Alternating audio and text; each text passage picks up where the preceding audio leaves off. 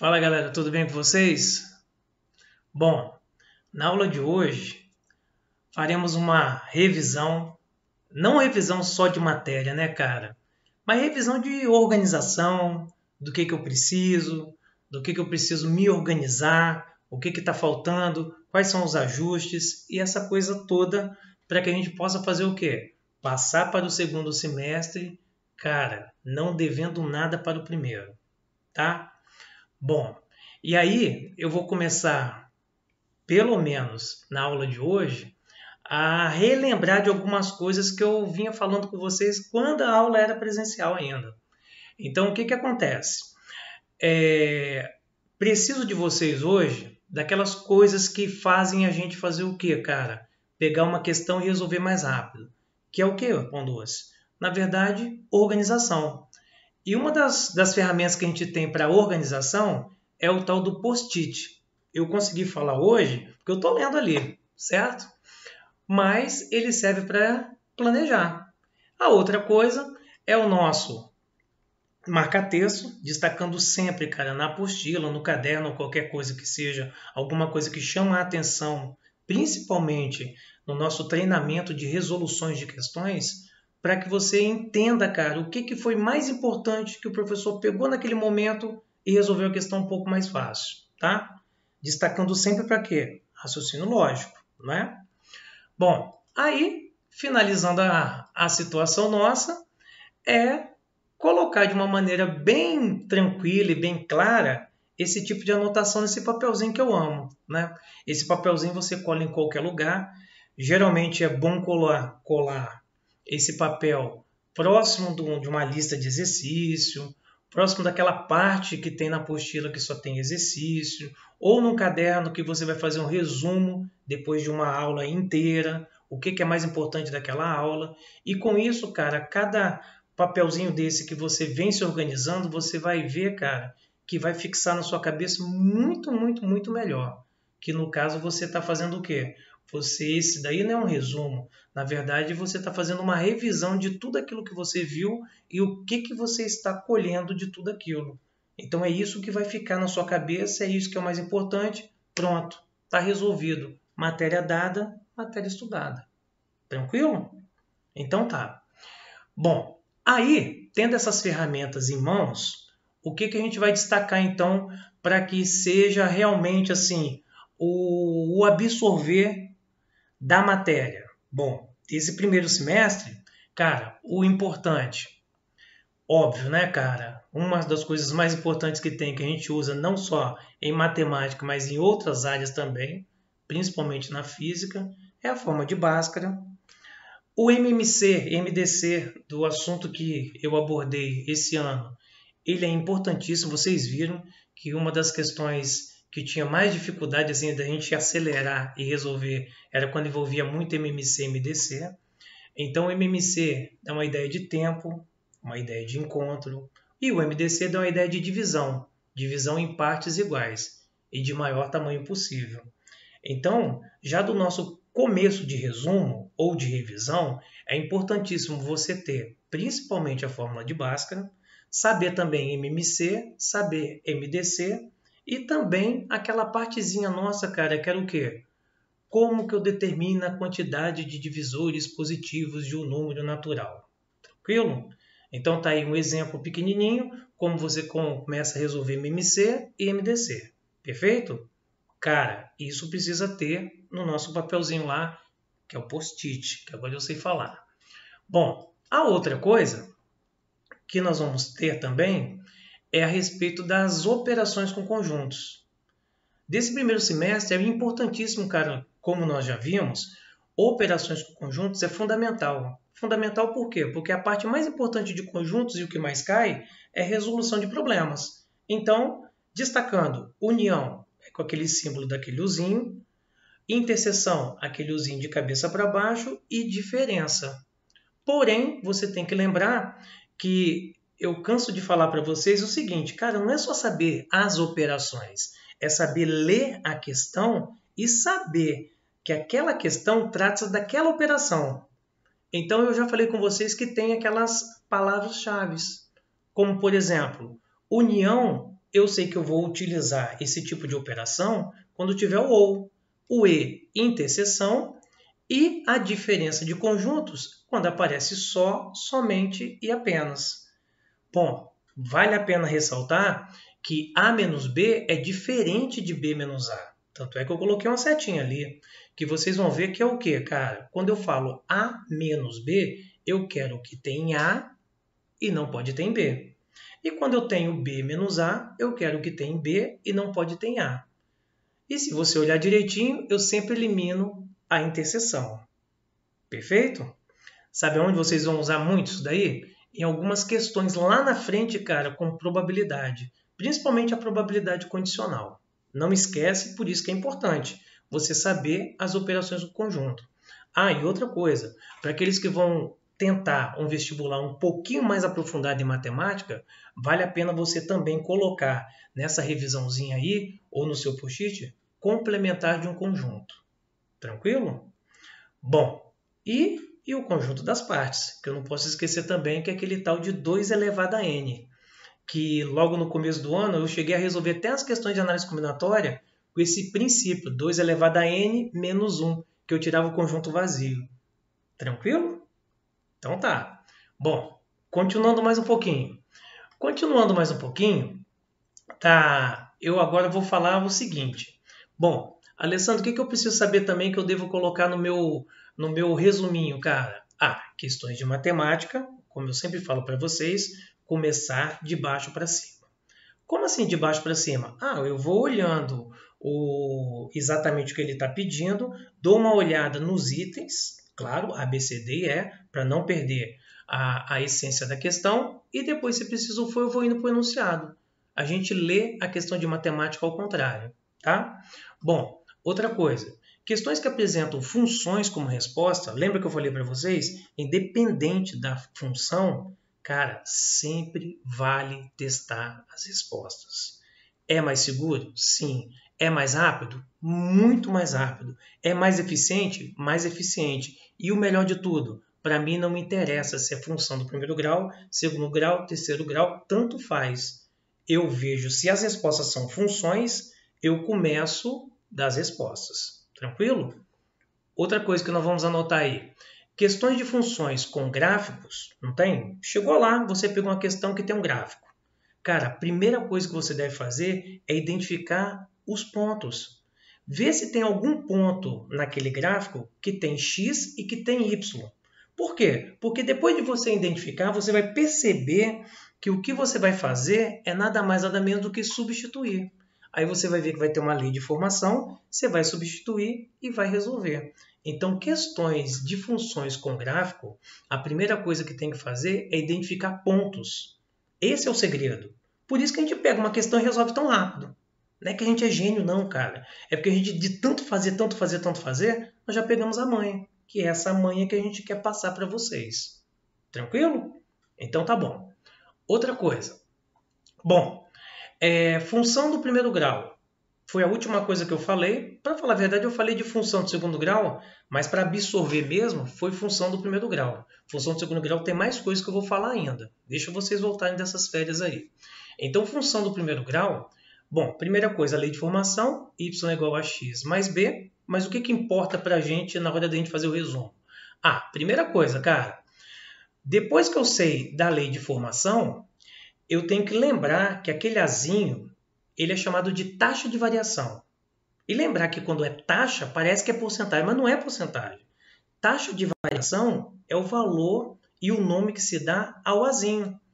E taxa de variação, só para você lembrar, é quando você pega a variação de y e divide pela variação de x. E essa divisão que você faz, ela funciona como sendo uma razão, igualzinho uma PA. Tanto é que se a função for crescente, eu vou somando essa razão. E se a função for decrescente, eu vou subtraindo. Ah, e outra coisa, ela também é chamada de coeficiente angular, que vocês vão ver aonde? Em geometria analítica. Só que na geometria analítica, o professor costuma chamar o azinho de M. A, M, tanto faz, é a mesma coisa, tá? Bom, outra coisa importante é saber que as questões de função do primeiro grau nós resolvemos através de regra de 3, razão e proporção. e lembrar que aquele Bzinho pertence ao eixo y. Então o B só serve para uma coisa, para mostrar para a gente aonde a função toca no eixo y. Tem um nomezinho, Alessandro? Tem, coeficiente linear. Ah, mas você não escreveu aí não. Eu falei assim, então, porque não é tão importante não, cara. O que na verdade ele é importante é mostrar para a gente aonde ele toca no eixo y. Beleza? Então tá. Outra coisa. Aí eu já vou um pouquinho para lá e vou falar para você o seguinte. Bom, identificar que é uma função do primeiro grau e que eu posso usar essas coisas que eu citei acima. Bom, se você perceber que o gráfico é uma reta, se aparecer a palavrinha linear, linearmente, colineares, se for uma questão de PA que envolva gráfico, também dá para falar que ela é uma função do primeiro grau. E quando o cara coloca uma questão de juros simples e quer representar geometricamente. Então, tanto PA quanto juros simples também representam graficamente uma função do primeiro grau, quer seja crescente ou quer seja decrescente. Tranquilo? Então, essa parte agora que eu escrevi de amarelo é o que vai me chamando a atenção, cara, numa questão. Se eu vejo que é uma reta, se eu vejo que tem umas palavrinhas, se eu vejo que é uma PA, se eu vejo que é juros simples, eu consigo resolver através de razão e proporção. Cara, eu estou falando mais uma vez, razão e proporção resolve muita coisa. Muita coisa. Então, se você é bom razão e proporção em regra de 3, você pode ter certeza, cara, que você está com muita matéria que você pode bater o olho e resolver. Tranquilo? Então tá bom. Bom, com isso, o meu resuminho daqueles post-it que você vai colocar num cantinho lá para te chamar a atenção do primeiro semestre, tá bom? Então vamos lá, hein? Aí eu vou resolver algumas questões para vocês ficarem mais familiarizados com essas coisas todas que eu escrevi. E aí a gente está resolvendo a primeira questão. Aí, como sempre, eu estou colocando lá o que me chamou a atenção. Copo cheio é bolinha preta, copinho, vazio é bolinha branca. Mas que copinho é esse, Alessandro? Não, ele falou que tem um garçom aí que está servindo sucos numa bandeja tal, e me deu algumas informações. E aí, ele está falando para a gente, e essa primeira questão é só para a gente esquentar um pouquinho, tá? Ele está falando o seguinte, ele quer saber qual dos itens abaixo representa os copos cheios com 2/3 do total. Pô, essa questão é muito fácil. Sabe por quê? Pelo seguinte, eu vou contar quantas bolinhas tem em cada item. E quando eu contar quantas bolinhas tem em cada item, eu vou perceber que tem 6. Então, como já tem uma fração lá, 2/3, sabe o que eu vou fazer? Eu vou tentar fazer o seguinte, fazer que aquele 2/3, principalmente o 3 que está embaixo, cara, se transforme em 6. Por quê? Porque o total não é 6 e quem está embaixo não é o total? Então, peraí. Então, vamos lá. Nesse caso aqui, eu multipliquei aquela fração em cima por 2 e embaixo por 2. Então, multiplicando em cima por 2 e embaixo por 2, aquela fração 2/3 é equivalente a 4/6.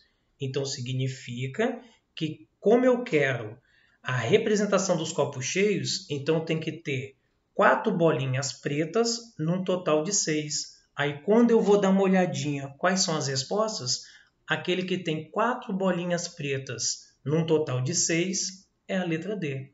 Facinho, rápido e muito tranquilo. Alessandro, que matéria é essa mesmo? Ah, essa matéria aí, cara, é aquele comecinho, quando a gente começa a falar de números racionais. E esse caso aí, no nosso caso aí, a gente começa a falar de simplificação de frações. Apesar que eu fiz ao contrário, né? Eu não simplifiquei. Eu voltei o que era antes. Perfeito? Então tá. Bom, segunda questão. Essa segunda questão, ele não precisa nem me falar muita coisa não. Eu estou vendo que é uma reta.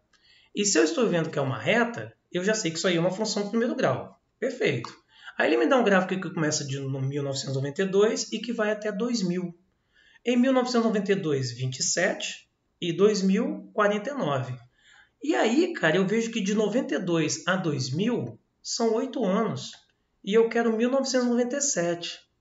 Mas peraí, eu lembrei de uma coisa. Quando é função do primeiro grau, sabe o que eu posso fazer? Eu posso fazer o seguinte.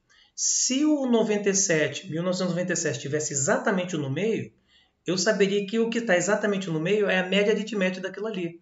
Mas não é o 1997 que está no meio. Como daqui até do outro lado tem exatamente 8, quem está exatamente no meio é 1996. Sabe o que eu vou fazer como esperto? Eu vou tentar descobrir o 1996. Como eu sei as respostas, vamos ver que eu faço ela por aproximação. Eu não vou nem atrás da taxa de variação.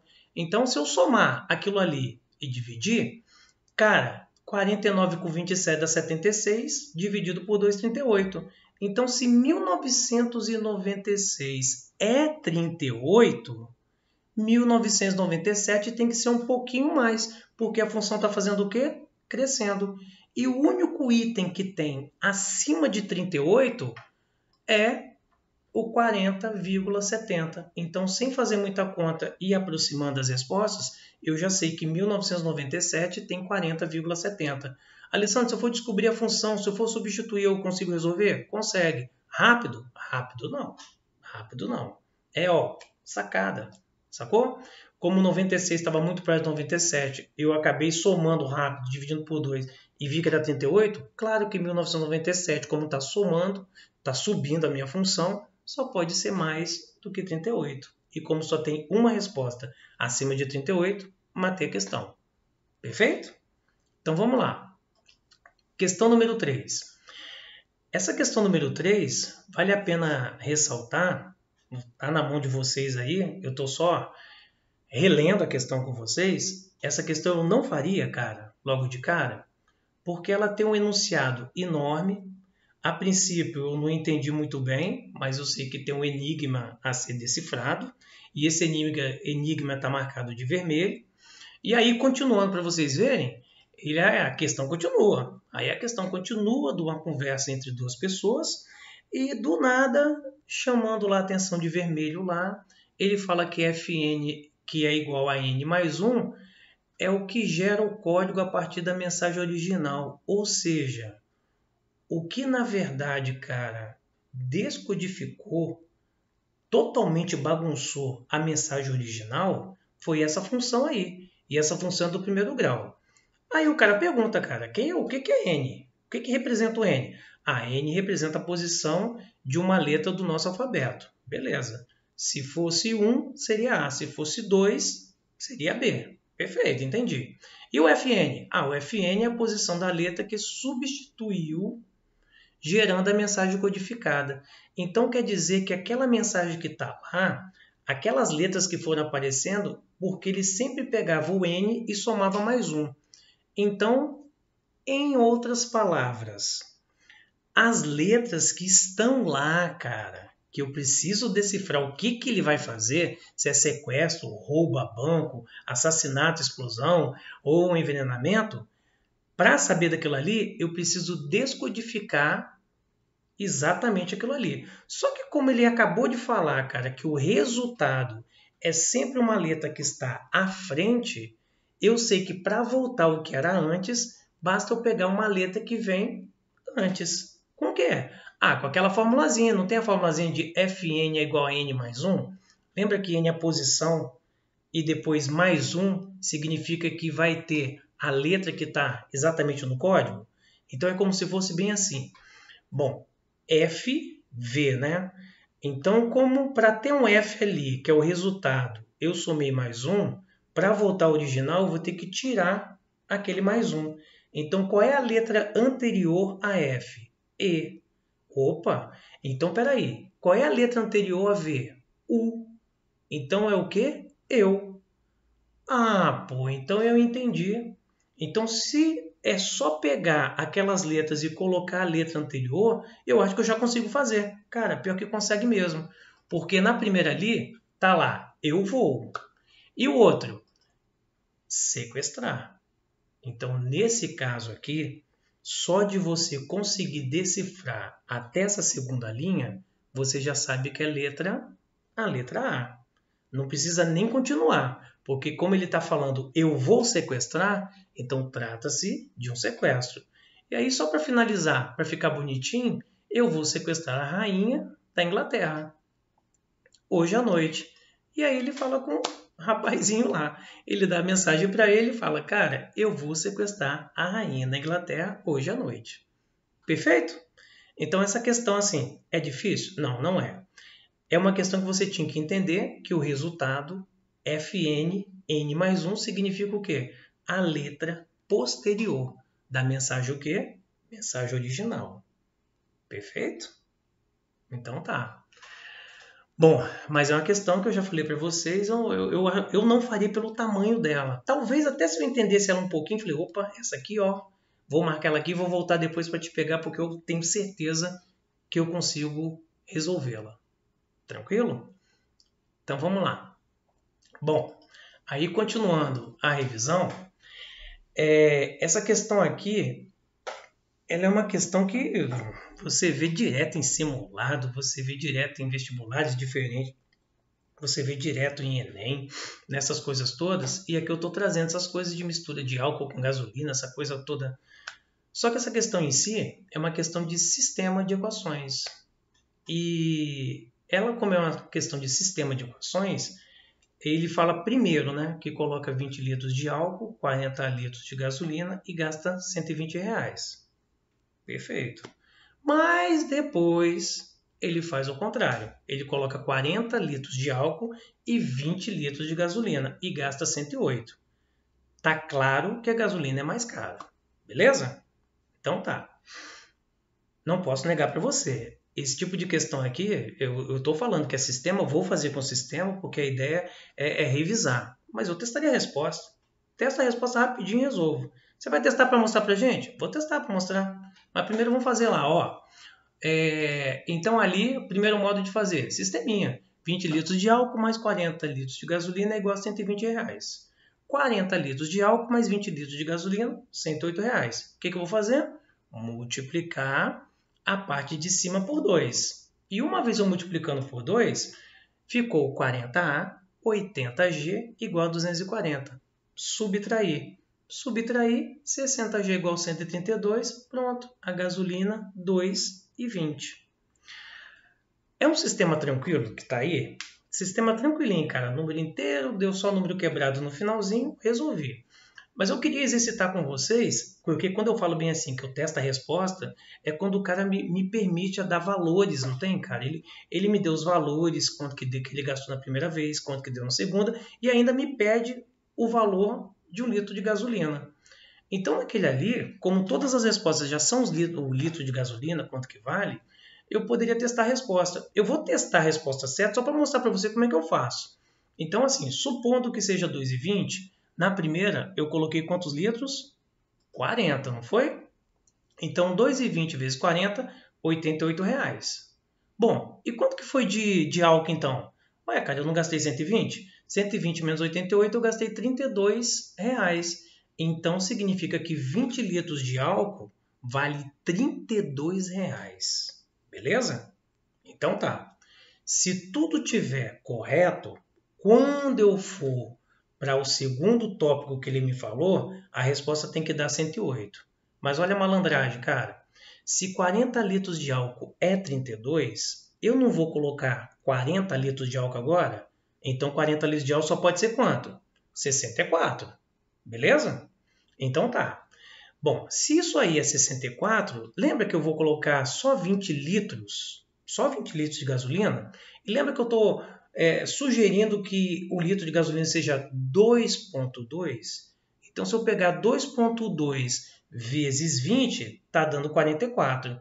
Se a soma desses valores de álcool e gasolina derem 108, é a resposta. Ó, resolvi. Sacou?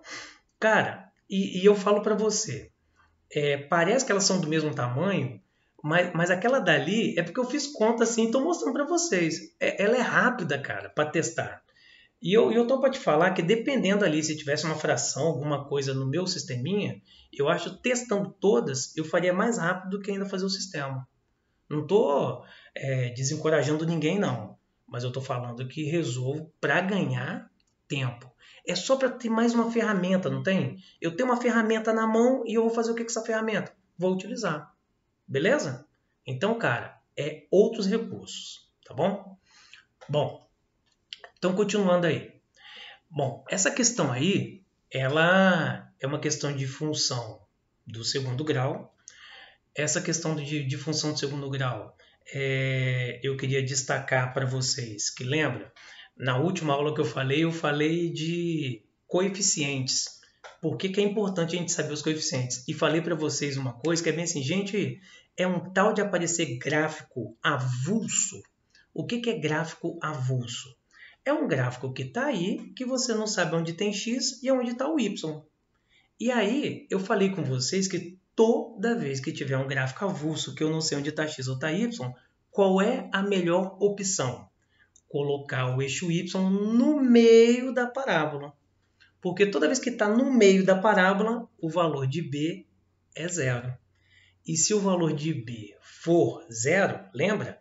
Y é igual a x ao quadrado mais bx mais c é uma função de segundo grau que gera uma parábola. Perfeito. E nesse caso, se você colocar o eixo y no meio, o b sendo zero, você vai ter só duas variáveis. Aí, cara, acabou. Você acha dois pontos, substitui, vai dar um sisteminha, vai fazer um pouquinho de conta, mas vai resolver. Tranquilo? Bom, então vamos lá. O que você quer saber mesmo, Alessandro? Ah, cara, eu quero saber, não tem desse cabo que está aí, eu quero saber qual é a distância menor que ele tem até o chão. Tá, entendi. E aí, como é que você vai fazer? Falei, bom, eu vou fazer o seguinte. Primeira coisa, igual eu falei com vocês, né? Eu estou aí destacando os pontos e já vou colocar o meu eixo y ali no meio. Uma vez eu coloco o eixo y no meio, então ali é a origem, lembra que tinha 20? Então 10 positivo de um lado, 10 negativo do outro. Perfeito. E vem cá, qual é a lei de formação agora? Cara, se eu coloquei no meio, quer dizer que é ax ao quadrado mais c. E lembrando, como eu quero o ponto mais baixo, adivinha onde está o ponto mais baixo? Exatamente no C, porque o C é aquele ponto em que a função toca no eixo y. E por incrível que pareça, eu colocando ali, o C vai ser o ponto mais baixo daquele cabo ali. Bom, aí vale a pena ressaltar que ali nós temos tudo em metros, mas ainda tem 14,4 centímetros. Aí eu vou transformar em metros, porque tem mais unidades de medidas em metros, não vou ser bobo, e transformando aquilo ali em metros, dá 0,144 metros. Então, como tudo é 9, eu vou ter que baixar 0,144 para ver aonde que dá aquela bolinha dali. Mas aí você tem que lembrar, né? É 9 menos 0,144. Tranquilo? Outra coisa, se o meio certinho, cara, se o meio certinho é exatamente a origem que vale 10 ali, ó, de lá para cá e do outro lado também, olha aonde está o 2. O 2 está vindo de lá da esquerda. Então significa que aquele pontinho que está lá embaixo tem que ser 8. Ah, está na parte negativa, menos 8. Beleza? Então vamos aos pontos. Ó. Para o lado direito ali é 10, então o ponto lá em cima é 10 e 9. Por o lado esquerdo, lembra? Era para estar lá na ponta menos 10. Mas como veio 2 positivo para cá, então aquele pontinho que está ali, ele vai ser o menos 8. E subtraindo um pouquinho ali embaixo, eu tenho 9 menos 0,144, 8,856. Eu tenho 2 pontos. Eu sei que deu muita casa decimal, mas as respostas estão me puxando para lá. Aí o que eu vou fazer? Vou pegar aquela equação de baixo e vou substituir. Aonde tem y eu coloco 9, aonde tem x eu coloco 10, aonde tem y eu coloco 8,856 e aonde tiver x eu coloco menos 8 e faço as contas. Para quê? Para descobrir o c. Então, substituindo ali, eu tenho 10 ao quadrado, eu tenho 9, o menos 8 ao quadrado, igual eu falei com vocês, substituir aqueles dois pontos, porque o segredo é substituir. E aí, fazendo as continhas ali, eu vou pegar 10 ao quadrado, que dá 100, e menos 8 ao quadrado, 64. Vou subtrair os dois, ficou 0,144 igual a 36A. Passa para lá dividindo. Eu vou descobrir que meu A é 0,04. Bom, qual é a lei de formação? Y é igual a 0,04x ao quadrado mais c. O que eu vou fazer? Eu simplesmente vou escolher um dos dois pontos, qualquer um, e aonde tiver x eu coloco o valor, e onde tiver y eu coloco o valor. Adivinha o que vai sobrar? O c. Eu acho que o mais fácil é o 10 e 9. Porque se eu colocar x igual a 10, vai dar 10 ao quadrado, que dá 100. Eu consigo andar com as casas decimais. E o 9 também eu consigo fazer as contas. Então, naquele caso lá, igual eu falei com vocês, 10 ao quadrado dá 100. Vou andar duas casas decimais, ficou 0,4. E esse 0,4, quando passar para lá subtraindo, resposta certa, 8,6. Pronto. É uma questão difícil, Alessandro? Não. Sabe por que a questão ficou ruim? Porque deu muita casa decimal e nós fizemos conta. Mas a gente já fez uma dessa daí, tanto é que um era um exemplo e o outro era uma questão do Enem.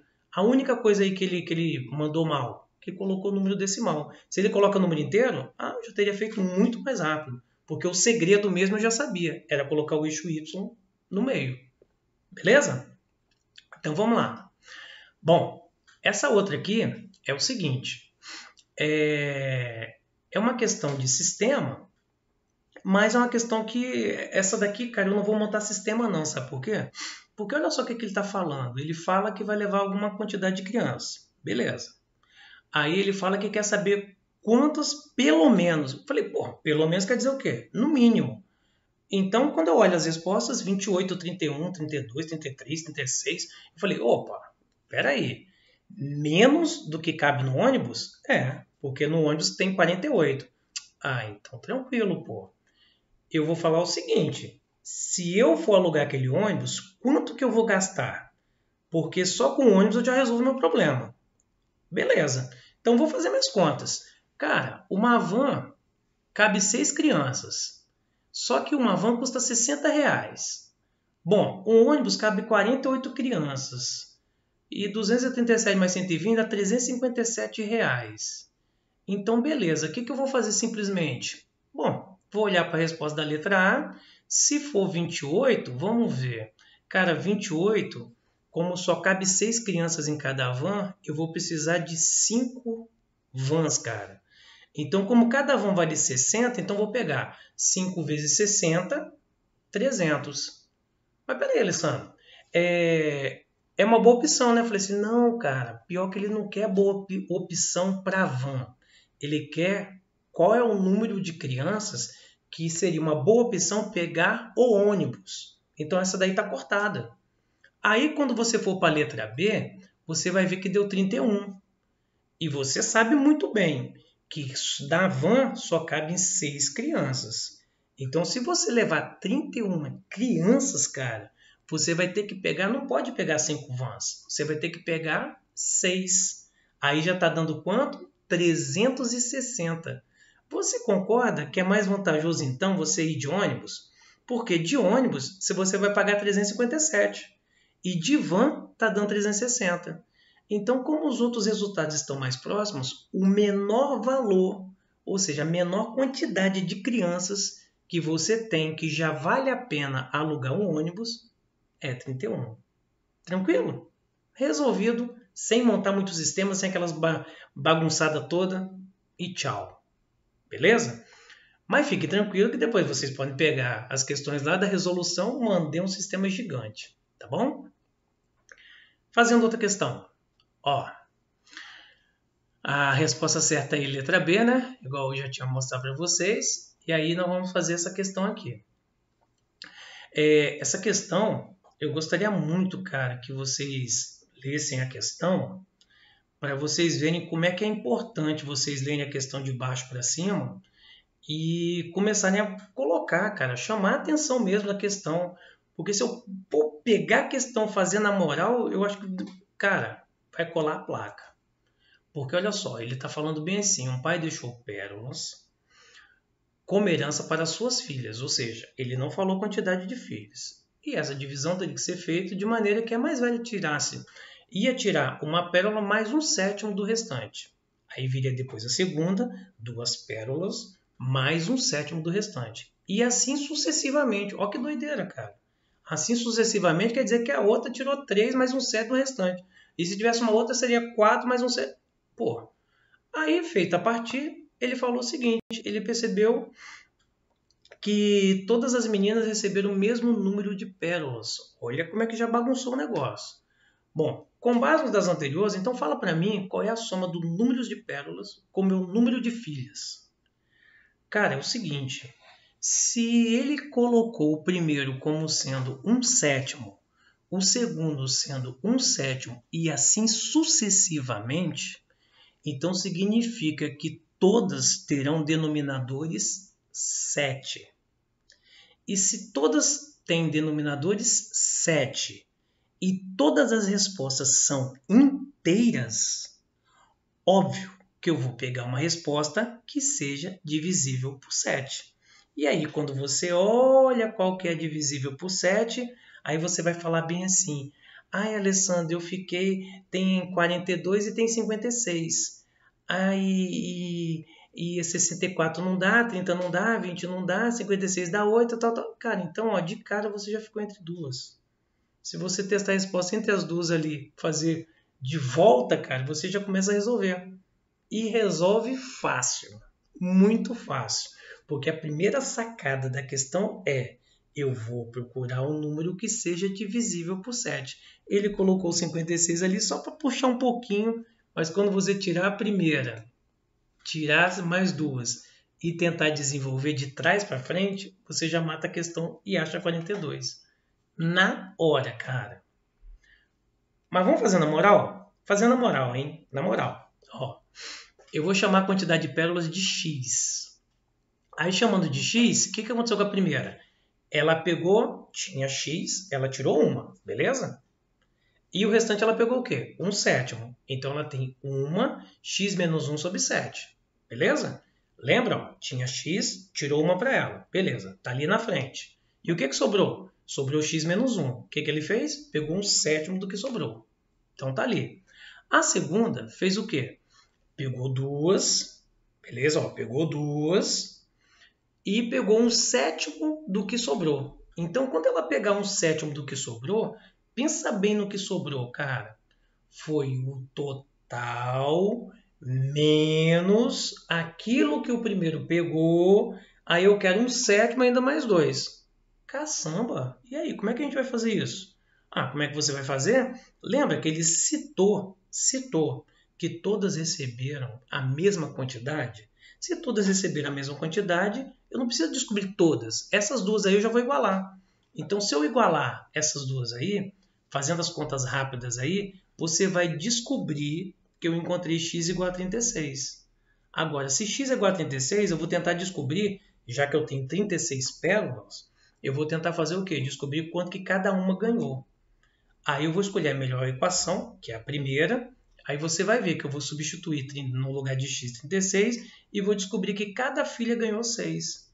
Cara, se cada filha ganhou 6 e são 36 pérolas, e eu sei que todas ganharam a mesma quantidade, 36 dividido por 6 dá 6. Então são 6 filhas. Então nesse caso ali, tem 36 pérolas e ainda tem 6 filhas. Como ele quer a soma dos dois, 42. Resolvida a questão.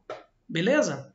Mas você pode ver que a equação assustadora. Beleza?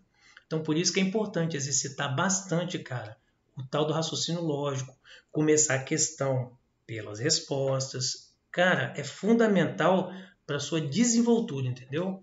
Como se você falar de Enem, tem muitas questões. Só na matemática já tem muitas questões. Imagine nas outras 45 que você tem ainda. Então, por isso que nós falamos bem assim, cara. Nós não podemos ser um fazedor de contas, sair fazendo conta adoidado sem raciocinar. Porque geralmente, cara, o cara que olha e pega algum ponto da questão resolve muito mais rápido e o cara faz o quê? Cara, se adianta. Então ele consegue ver muito mais questões e se ele consegue ler muito mais questões e de maneira tranquila, sobra tempo para ele marcar o gabarito e se dar bem. É fazer o Enem uma vez só, certo? Bom, continuando. Questão número 8. Ó. Essa questão número 8 aí me chamou a atenção lá em cima. Primeiro, primos gêmeos positivos, um negócio novo. Falei, tudo bem. Mas como eu sempre começo a ler a questão de baixo para cima, eu já falei, caramba, o cara quer saber quantos feijões foram plantados, cara, na 100ª linha. Aí eu fui ver as linhas, tá lá, primeira linha 3, segunda linha 5, terceira linha 7, quarta linha 9, aí não tem nenhum feijãozinho plantado. Ah, entendi. Por quê? Porque quando o número não é primo, não pode plantar nada. Entendi. Na quinta linha tem 11, então tem 11 feijões. Na sexta linha tem 13, então tem 13 feijões. Entendi. Então é o seguinte, como ele está falando dos números primos, ele falou ó, que a cada número primo, você vê, é primo? É, então você vai colocar a quantidade de feijões, beleza? Então tá. E se não for primo? Ah, se não for primo é porque você não vai plantar nada. Entendi. Então o lance é o seguinte, se você olhar bem, cara, ele está falando que a cada linha, você pode ver que do outro lado lá, os números vão aumentando de 2 em 2, não vão? Então, você vai perceber que quando eu falo linha 1, tem 3. Quando eu falo linha 5, ou linha 2, tem 5. Você viu que teve uma variação de 2 unidades? Beleza. Quando eu falo linha 3, 5 para 7, 2 de novo. Pô, Alessandro, então morreu Maria. Falei, como assim?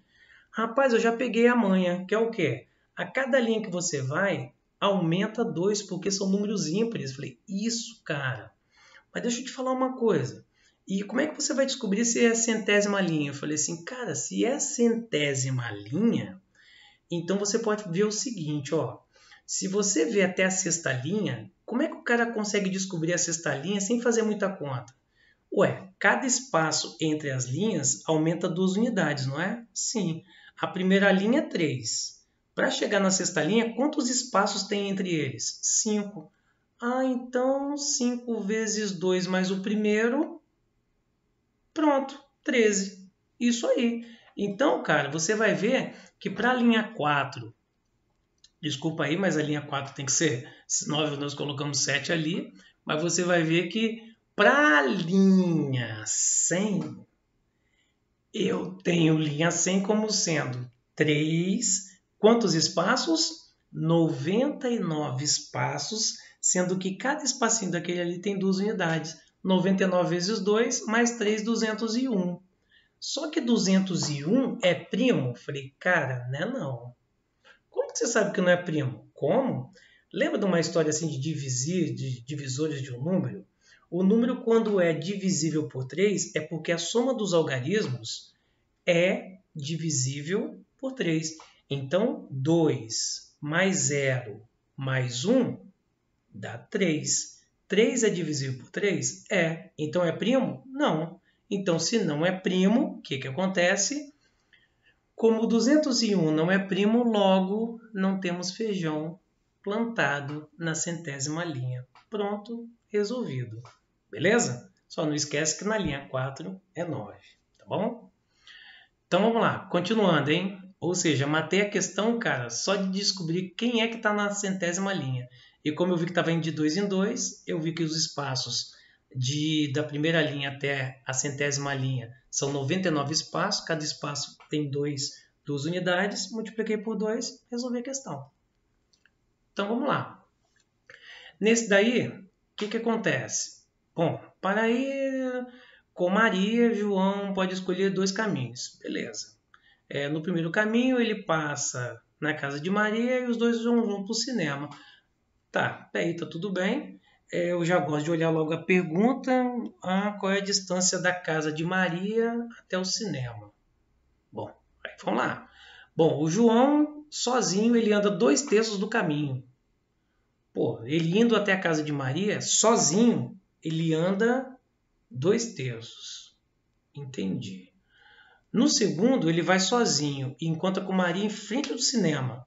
Então a Maria vai para o cinema e ele vai para lá também. Então tá. Ele anda 1 quilômetro a menos do que o primeiro caminho. Beleza. Mas, em compensação, quando ele vai fazer as contas, é o dobro do que Maria terá que caminhar. Cara, essa informação é importantíssima. porque ele fala duas coisas na mesma situação. Ele fala o seguinte, olha, quando ele vai em conta com ela no cinema, ele anda 1 quilômetro a menos. Em compensação, ele anda o dobro que Maria andou para chegar no cinema. Então tá, vamos lá. Cara, para entender isso aí, infelizmente eu vou fazer o quê? Não sou bobo, cara, tá me dando um nó na cabeça. Eu vou fazer o quê? Desenhar, pô. Então, tô desenhando ali, aí tá lá, J de João, Maria e o cinema. Aí a distância de João até a casa de Maria eu estou chamando de X, e a distância de João até o cinema é Z. E a distância, então, óbvio, de Maria até o cinema Y. Estou lascando variável. Mas aí eu acho que eu estou me dando bem, sabe por quê? O João, cara, foi primeiro na casa da Maria e depois eles foram no cinema. Então o João andou X mais Y, certo? Só que ele fala que o João sozinho, que é X que ele andou sozinho, equivale a 2/3 do caminho que ele percorreu até o cinema passando na casa de Maria. Tranquilo.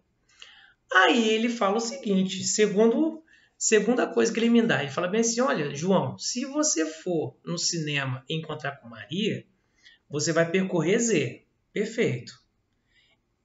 E aí você vai ver que esse Z é 1 quilômetro a menos do que se você fosse pelo primeiro caminho. Então o primeiro caminho é X mais Y? É. Então não é 1 quilômetro a menos? Então Z é X mais Y menos 1. Aí lembra do mas, isso tudo ainda é igual ao dobro que Maria percorreu. Maria foi Y. Então, se eu quero o dobro, 2Y. Então, eu vou ter duas igualdades, cara. Olha lá. Aí eu vou ter duas igualdades, óbvio que eu vou desaparecer com aquele Z. Óbvio que eu vou desaparecer com ele. Porque como tem duas igualdades, eu vou usar a igualdade que tem as variáveis em comum com a primeira equação. Então, quando eu tirar o Z do cantinho, tirando o Z e usando só aquele dali, eu vou perceber que jogando o Y para o lado e menos 1 para o outro lado, eu vou descobrir que 2y menos y mais 1 é igualzinho a x, que é igual a y mais 1. Vou pegar essa equação agora e substituir na outra. Substituindo na outra, aonde tem x, eu vou colocar y mais 1. Aí, muito facinho, eu já pego o 3 que está dividindo, passo para lá, multiplicando todo mundo. 3 vezes y, 3y. 3 vezes 1 dá 3.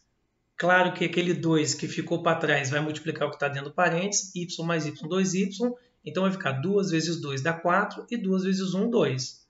Aí eu faço a jogada de novo com y e descubro que o y é igual a 1, que era o que eu queria saber. Qual é a distância da casa de Maria ao cinema? Perfeito? Rapidinho, mandei ver. E qual foi o segredo? O segredo é que eu estava meio em dúvida aquele negócio todo, fiz um desenho. Tranquilo? Então vamos lá. Bom, vamos lá para a última questão, questão 10. Essa questão tem uma função do primeiro grau lá em cima, aí está tudo bem, mas aí é o tipo de questão que eu odeio, eu não gosto dessas questões, porque essas questões faz você... E olha que eu gosto de testar a questão, tá? Mais resposta, mas quando ele me força, cara, a desenvolver todas as respostas, aí eu já fico pé da vida. Então, o que acontece? O lance é o seguinte, ó, eu tenho um custo, eu sei quanto que é vendido, e o primeiro lucro aí, o lucro atual, é de 2.000. Aí ele quer saber que para dobrar esse lucro, o que eu tenho que fazer desses itens abaixo? 50% que produz e vende, PPP, esse monte de coisa aí. Então, primeira coisa, cara, que eu tenho que saber. Eu tenho que saber, cara, como ele está falando de produção de unidades, eu tenho que saber hoje quantas unidades eu estou produzindo. Então aí eu já venho logo e vou montando, né? Custo, a minha venda é 25 vezes a quantidade de peças que eu estou produzindo, o lucro a princípio é 2.000 e lucro é a venda menos o custo. Vou substituir tudo, substituindo tudo eu encontro que o meu X são 700 unidades que eu consigo produzir. Beleza. Bom, sem muito saber o que fazer, eu sei que aquele lucro tem que dobrar. Então, como eu já vi com 2.000, eu vou fazer para 4.000. Não vai mudar nada. Eu vou pegar aquela equação e vou substituir. Você vai ver que para dobrar, que é 4.000, eu estou pegando a mesma equação, vou fazer as contas e descobrir que é 900. Aí, óbvio que eu não sou bobo, vou analisar as respostas, vou dar uma regulada e vou ver qual que melhor se encaixa. E eu vi que a que melhor se encaixa é que quando eu pego aquele 900 e subtraio de 700, deu 200 unidades. E se deu 200 unidades, eu matei a questão. Pronto, eu tenho que produzir 200 unidades a mais para dobrar o meu lucro. Tranquilo? Gente, espero ter ajudado vocês nessa revisão, tá? Dei aquelas dicas logo no começo, que eu preciso que vocês entendam que tem muita matéria, mas as matérias são para quê? Para te dar base e conhecimento, para que você possa aumentar o seu grau de raciocínio. Porque depois que você aumenta o seu grau de raciocínio, cara, você vai conseguir enxergar melhor a parte da matemática. E quando você enxerga melhor a parte da matemática, você faz o quê? Compacta as coisas. E uma vez você compactou, cara, acabou. Você vai perceber que não é tanta coisa que você tem que armazenar na sua cabecinha. E sim ter o quê? A cabeça livre para pensar, raciocinar e ser o mais objetivo e lógico possível. Tá? Um grande abraço e bons estudos. Bons estudos para vocês e fiquem com Deus. Abraço, galera. Até mais.